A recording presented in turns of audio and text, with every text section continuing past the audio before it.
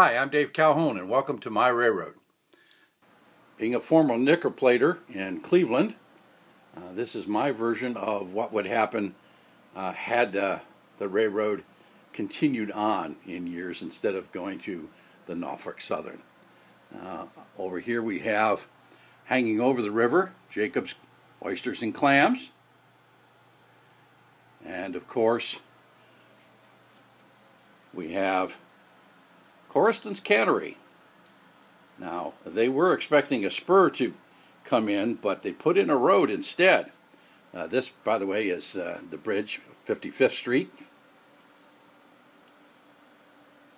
We come along the double-track main line with this crossover, and we're at the Ice House, the Union Refrigerator Transit and Union Ice Company. In the foreground, we have a team track and also a temporary storage track for empties for the ice house that need to be loaded. Here's the Union Ice headquarters. And coming along we have the milling company, a storage and container company. And that spur happens to come off the double track main line. The empty space you see is Calhoun's Brewery. Calhoun's Brewery is being repaired at the moment. Installation of new lights and interior.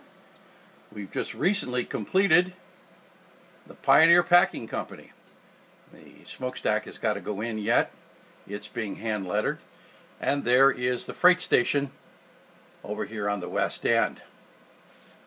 The blank space that you see will occupy a building with the tracks going in for the steel company.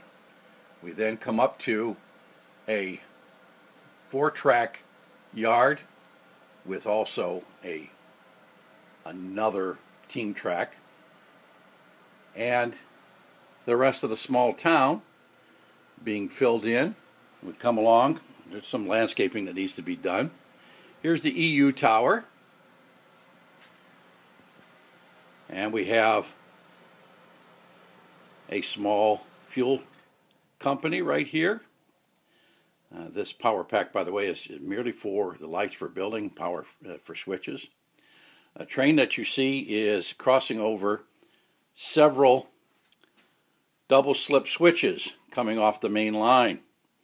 This is my version of the puzzle that used to be at 55th Street, still is, that the N&W now has. But you had to be qualified to cross the puzzle, which was a whole series of double slips where 4 railroads met and going into the Cleveland Union Terminal. And coming along then, we have engine service. There'll be another sand tower going into place. And in this blank space is going to be the yardmaster's office for the west end.